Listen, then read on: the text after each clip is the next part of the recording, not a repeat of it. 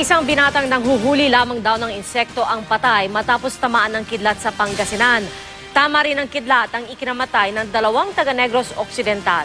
Nakatutok si Julio Segovia.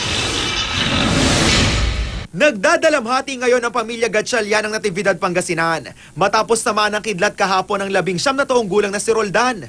Nanguhuli raw noon ng insekto sa palayan ng biktima kasama ang kanyang mga kaibigan. Mangunguha daw sana sila ng ararawan o yung kuliglig. Sa kasamang palad po, nung kasagsagan ng malakas na ulan, tinamano siya ng kidlat. Dead on the spot ang biktima na ayon sa pagsusuri ng doktor, sa ulo tinamaan ng kidlat. Na-recover pa sa lugar ang nasunog nitong sombrero at iba pang gamit. Umulan, malakas. Sinabayan ng malakas na hangin, saka umulog, kumiglat.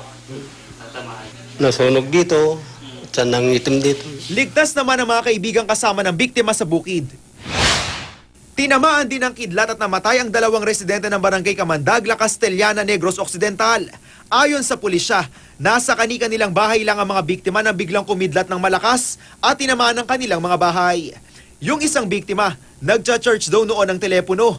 Nagsasaing naman ang isa pa.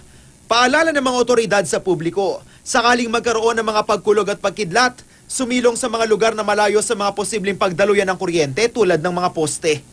Julio Segovia, Nakatutok, 24 Oras.